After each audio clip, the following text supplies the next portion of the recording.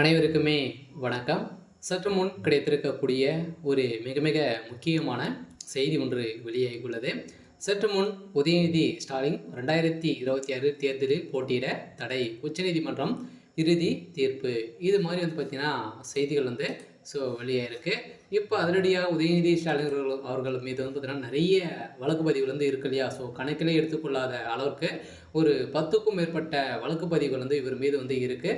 இந்த நிலையில் தான் வருகின்ற சட்டமன்ற தேர்தலில் உதயநிதி ஸ்டாலின் போட்டியிட தடை விதிக்க வேண்டும் என டெல்லியில் பார்த்தீங்கன்னா பாஜக தலைமை கொடுத்த புகாரின் அடிப்படையில் ஒரு மிகப்பெரிய கலவரங்களாகவே உருவாகியிருக்கு. இந்த கலவரத்தின் அடிப்படையில் ஏற்கனவே மேற்கு வங்க முதல்வர் மம்தா பானர்ஜி அவர்கள் மீது திமுக இளைஞர் அணி செயலாளர் உதயநிதி ஸ்டாலின் மீது தலைமை தேர்தல் ஆணையம் பார்த்தீங்கன்னா புகார் அளித்திருக்காங்க. இந்த புகாரின் அடிப்படையில் தான் உதயநிதி ஸ்டாலின் அவர்கள் வருகின்ற சட்டமன்ற தேர்தலில் போட்டியிட மாட்டார் அப்படின்ற மாதிரி ஒரு அபிஷியலாகவே நீதிமன்றம் தீர்ப்பு வழங்க போகிறாங்க. இவர் மீது வழக்கு பதிவும் செஞ்சுருக்காங்க.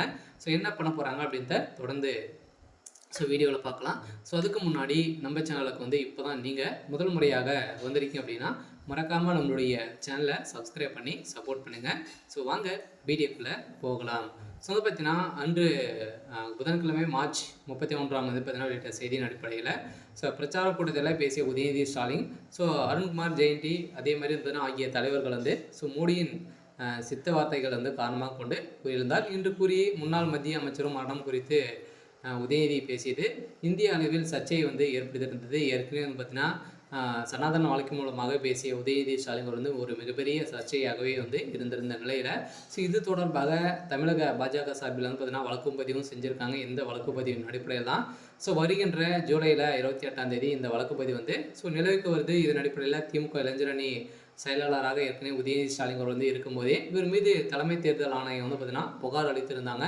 அவர் பரிசீலனைக்கும் பிறகு உரிய நடவடிக்கை எடுக்கப்பட்டதா என இப்போ கேள்விகள் எழுந்திருக்கக்கூடிய நிலையில் தான் இப்போ பார்த்தீங்கன்னா தேர்தல் நெருங்க இப்போ சூடு பிடிக்க ஆரம்பிச்சிருக்கு. சில திமுகவில் ஒரு மிகப்பெரிய சம்பவம் நடந்திருக்குல்லையே. இப்போ அஜித்குமார் சமீப காலத்தில் ஒரு வாரத்துக்கு முன்னாடி பார்த்தீங்கன்னா அஜித்குமார் உயிரிழந்த சம்பவத்தின் அடிப்படையில் திமுகவுடைய தலைமையகத்துக்கே இதில் தொடர்பு இருக்குது. உதயநிதி ஸ்டாலின் அவர்களுக்கும் தொடர்பு இருக்குது. அதேமாதிரி ஸ்டாலின் அவர்களுக்கே இதில் தொடர்பு இருக்குது அப்படின்ற மாதிரி தான் இப்போ செய்தியும் நிறைய ஆதாரங்களும் பார்த்தீங்கன்னா வெளியாகி வருது. இதன் அடிப்படையில் இப்போ வருகின்ற உதயநிதி ஸ்டாலின் மீது நிறைய புகார்கள் குவிந்த ஒரு நிலையில் ஏற்கனவே சனாதன வழக்கு மூலமாகவும் அதேமாதிரி அண்ணா பல்கலைக்கழகத்தில் நடந்த பாலியல் தொந்தரவின் அடிப்படையில் இது மாதிரி எக்கச்சக்கமான வழக்கின் அடிப்படையில் உதயநிதி ஸ்டாலின் கைது செய்யப்பட்டிருக்காரு. மீண்டும் ரெண்டுலும் பண்ணியிருக்காங்க. இருந்தாலும் இதன் அடிப்படையில் இத்தனை வழக்குகளை வைத்திருக்கக்கூடிய முதல்வராக ஆகக்கூடிய தகுதிகள் இல்லை அப்படின்ற மாதிரி இப்போ சிறப்பு நீதிமன்றம் இப்போ பார்த்தீங்கன்னா தீர்ப்பு வழங்க போகிறதாக ஒரு தகவல் வெளியாக இருக்குது. இருந்தாலுமே என்ன நடக்க போகுது அப்படின்றத வெயிட் பண்ணி பார்க்கலாம். இது மாதிரி செய்திகளை தெரிஞ்சுக்கணும் அப்படின்னா மறக்காமல் நம்மளுடைய சேனலை சப்ஸ்கிரைப் பண்ணி சப்போர்ட் பண்ணுங்கள். தேங்க்யூ.